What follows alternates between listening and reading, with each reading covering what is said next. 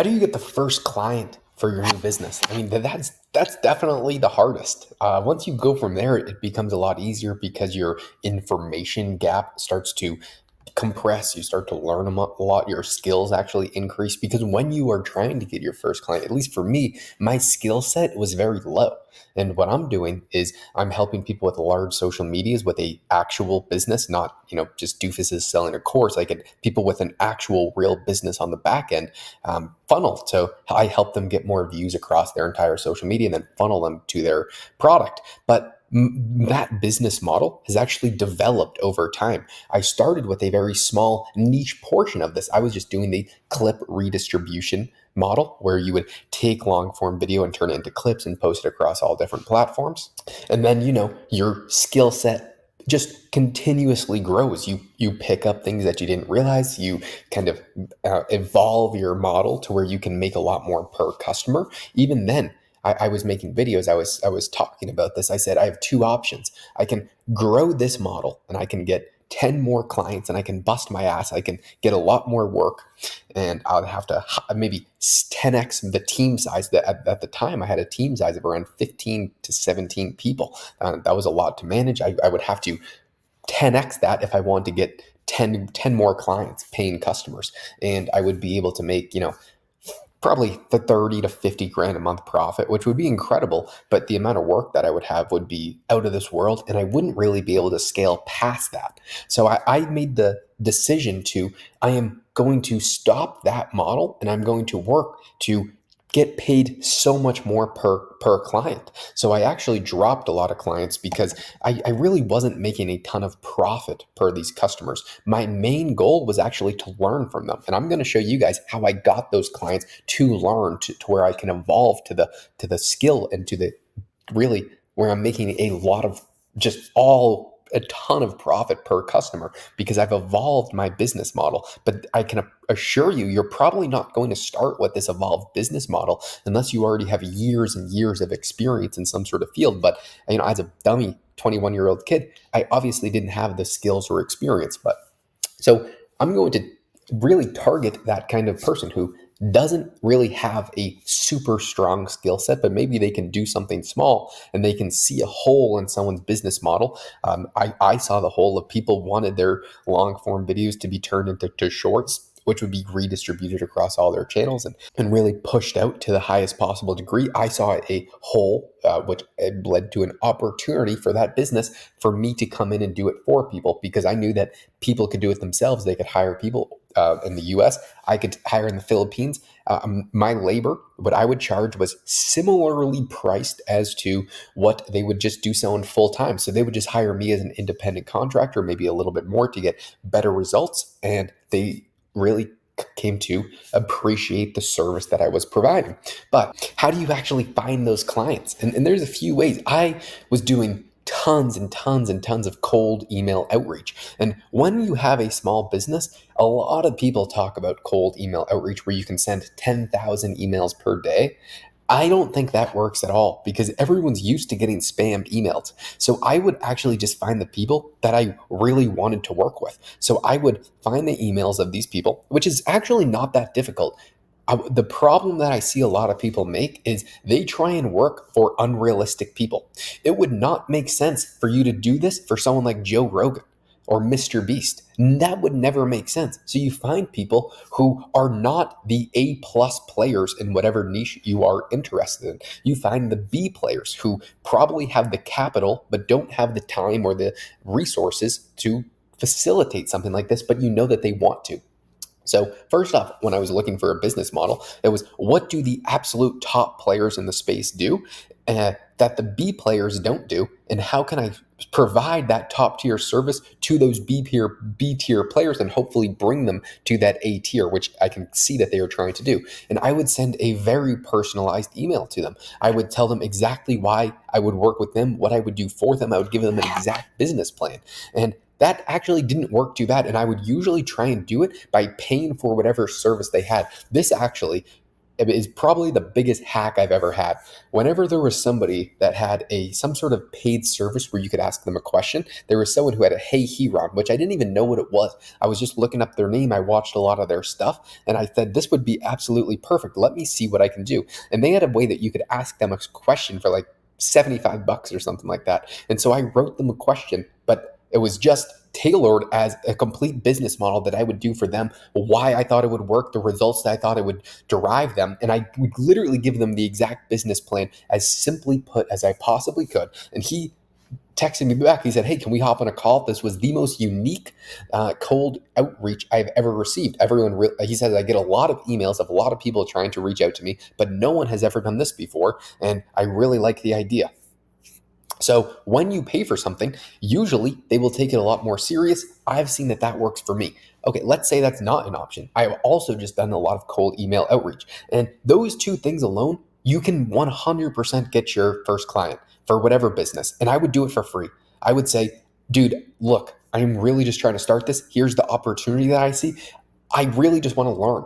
That is my number one priority. That is the way that I angled it. I said, I am going to do this for you. The results are going to be fantastic, but the reason why I'm not going to charge you is because I need the experience. I want to work for you so I can learn how to do this, and then I can charge a lot of other people. And you can, if I do good, you can use me and refer your friends for my business. And everybody loved that idea. They said, oh, I get to help you out. You're a young, motivated person. You really want to just learn this skill set, and you're not asking me for anything, but if you provide me with a lot of value, I'll just refer my other friends in the space. Because for any niche, for any business, people in that niche usually have a bunch of other friends in that space that they talk to on a regular and frequent basis. And so that's exactly what happened.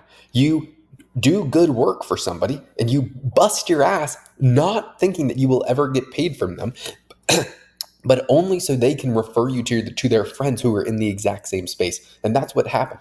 But cold email outreach, I can guarantee you, if you personalize it and if you don't just do what everyone else does, don't just send an automated email to 500 people, because you will never see success that way. Or at least I tried that before and it didn't work. Personalization is really what mattered. And then actually going to the events that they were going to be at. I would go to every single macroeconomic event where I knew a potential customer or a client could potentially be at. And I did that, one, from a personal standpoint. I absolutely love this. I eat, breathe, and sleep macroeconomics, and I wanted to work for these people, and I was hyper motivated. And so would I tell them, hey, I want to work for you, here's my plan? No, I would actually just solve their problem. The exact same thing I would do in the cold email. I would do what I said. I would just basically, instead of just showing them my business model, I would just do it all for them. And I would just give them as much free work as I possibly could. And because I built up a reputation, I would tell people, hey, here's what I've done for this person. Here's what I think that you could do to really show results from funneling or doing X, Y, and Z. I've looked at every single possible scenario that you could do. Here's what I would do. Here's why I would do it. Here are the people that I think that you should hire, and here are the reasons. And then they would say, oh, wow, that seems like a lot of work, but it seems very important. I said, well, I can also just do it for you. I actually provide this service. But I just show them the solution. And I'm really not trying to be a snake oil salesman. It's more so just saying, there is a lot of work. There is a lot of effort that goes into this, but it does provide a lot of utility. And you can hire someone to do this, but you can also hire me. And I'm incredibly cheap because my goal is to learn. It is really not to make as much money as humanly possible right now. Because when you're getting your first few clients, at least for me, I don't think your goal should be money. It should just be to learn the skill. Because I knew that if I could become the best at this, I could charge whatever I want down the line. And I still know that. I could charge outrageous amounts of money, which I still really don't, because my goal is now to work with people who've grown massive businesses to where I can directly go into their business, learn from it, and evaluate how I can make that kind of business on my own. So I'm now just leveraging that exact same thing, but I'm now, by that exact same thing, I'm now just leveraging the exact same concept of learning by doing. But now I'm learning by going into large businesses like this guy, Kenny McElroy, who has this $1 billion business. Literally, I'm going into his business, asking him questions every single day, seeing how he operates and scaled this business so I can do the same thing. Because so many people, they're just focused on the short dollar, the quick money. I could make a course. I could blow up a YouTube channel. I truly could. I would structure everything completely differently. But I promise you guys, I'm not making this up. You can just look at the results of, let's say, Kenny McElroy, who I started working for a month ago, right now. And I could sell a course, get all your emails, and I could dump a course down you guys' throat, and I could make $100,000 and maybe even $1 million. I could maybe make $1 million. But I would rather have the long term instead of the quick dopamine and quick gratification. I could buy, a super cool car and spend all my monthly net on the insurance for it or whatever, and get in a super nice apartment and show people how cool of a life I'm living. But I don't want this short term win. I want the longevity of building a large company, which I know comes from experience. So that's why I'm playing this long game. And I think I would recommend it to other people. I think it just gets you a lot more level headed. If I always chased the short buck, I would probably also chase all the shiny objects and the cars and the super nice high rise apartments, things that are very easily persuaded when you watch social media. That's all people really do. They sell you the lifestyle. And for me, I don't see those people as successful. So I'm really trying not to live that, at least right now, until I build a large company, because that's my goal. So getting back to it, when you're at these events, if you can fix somebody's problem for them and you did it already, and you just hand them the result and explain to them what you did, why you did it, how they can do it, if you do that in person and you develop your communication ability and you actually have a decent skill set, I can guarantee you closing clients is so easy. It is no brainer easy. And I do that for people every single time I meet them. Anytime I can help somebody, I will help them, and I will never ask for anything in return. And I will help them to the absolute best of my ability. Of course, sometimes you just feasibly can't because you have time restrictions, but I always try and be very gracious with helping other people.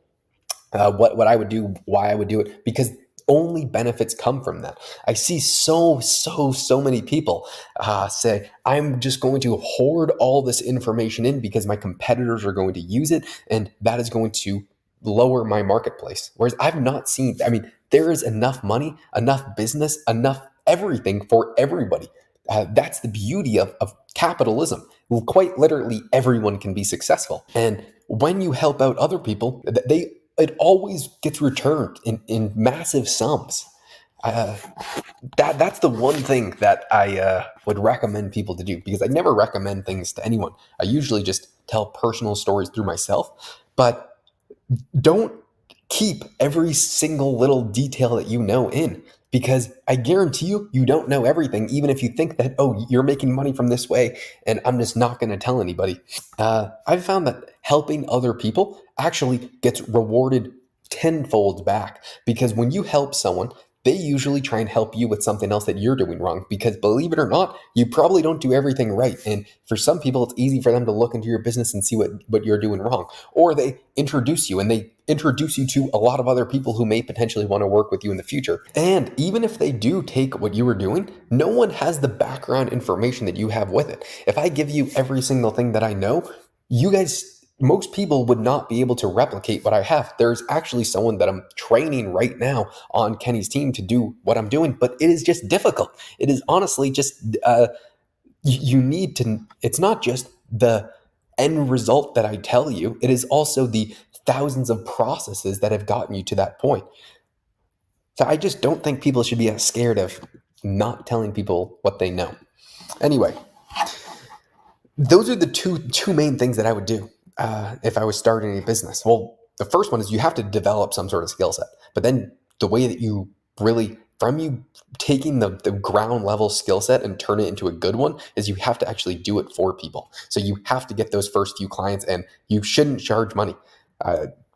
Unless you already have a super high skill set. I had no skills when I was starting out, so I had to work for free. I still work for relatively low wages as to what I produce for other people, but I'm playing the long game, and I'm doing that, I think, quite strategically. We'll see how it plays out, though. Anyway, goodbye.